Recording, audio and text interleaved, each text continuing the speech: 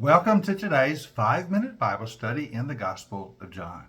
Today we are starting to look at John chapter 8. Today we're going to read verses 1 through 11. Now remember that tension between Jesus and the Jewish leadership has reached an all-time high. The leadership is really out to do away with Jesus. This is especially true after all that occurred during the Festival of Tabernacles, which we've been looking at for the last several days. So to start chapter 8, they try to catch Jesus in a trap by bringing a woman to him that they are accusing of adultery, and they ask Jesus to judge the case. Now let's read John chapter 8, verses 1 through 11. Jesus went to the Mount of Olives. At dawn, he appeared again in the temple courts, where all the people gathered around him. He sat down to teach them. The teachers of the law and the Pharisees brought in a woman who had been caught in adultery. They made her stand before the group, and they said to Jesus, "Teacher, this woman was caught in the act of adultery. Now in the law, Moses commanded us to stone such women. Now, what do you say?" They were using this question as a trap in order to have a basis for accusing him. But Jesus bent down, and he started to write on the ground with his finger. When they kept on questioning him, he straightened up and said to them, "Let any one of you who is without sin be the first to throw a stone at her." Again he stooped down and wrote on the ground. At this, those who heard began to go away one at a time, the older ones first, until only Jesus was left with the woman who was still standing there. Jesus straightened up and he asked her, "Woman, where are they? Has no one condemned you?" "No one, sir," she said. "Then neither do I condemn you," Jesus declared. "Go now and leave your life of sin."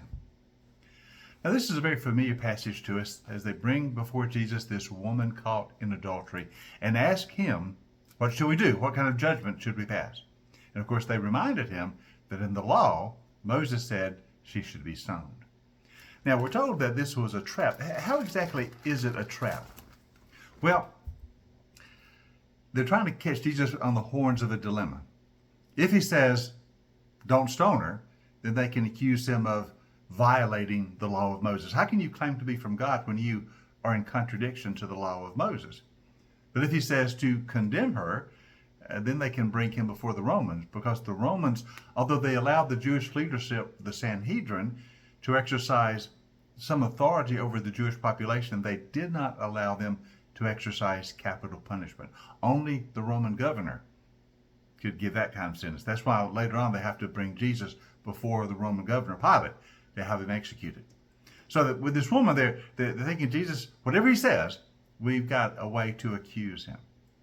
Now, when they say that in the law, Moses commanded such a woman to be stoned, they are more than likely referring back to the book of Leviticus, chapter 20, verse 10, which says, "If a man commits adultery with another man's wife, with the wife of his neighbor, both the adulterer and the adulteress are to be put to death."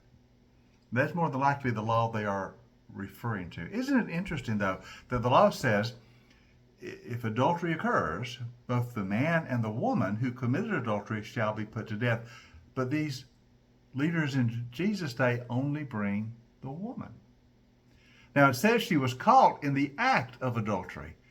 So why did they not bring the man along with the woman? And they say, Jesus, the law says this woman must be put to death. They're putting all the blame on her. Why haven't they brought the man? If they were really interested in following the law of Moses down to the last detail, which they said they were, they would have brought both the man and the woman and demanded that both be put to death. But they only bring the woman. And they only say, the law says the woman shall be put to death. So we see some real problems here with their approach. Of course, we understand that. They're really not interested in justice in any way. They're just interested in catching Jesus in the horns of a dilemma. "What shall we do, teacher?" they said. "What shall we do with this woman? You know what the law says." Now Jesus begins to write on the ground. He stoops down and begins to write with his finger in the dirt. We've always been fascinated. What in the world was Jesus writing?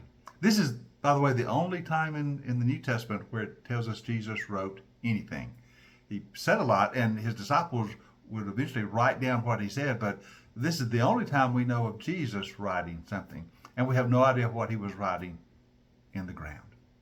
Some have speculated, well, maybe he's writing the sins of the accusers, because he's going to say to them, if you're without sin, throw the first stone. Well, we don't know, but he's given them time to think, and he's about to respond. They're expecting him either to condemn the woman to death or to say, let her go, at which point they will accuse him of the Romans. But he has got a surprise for them. And so how Jesus' response is fascinating. But we'll look at that in some detail next time. So join us for our next session in our 5-minute Bible study in the Gospel of John.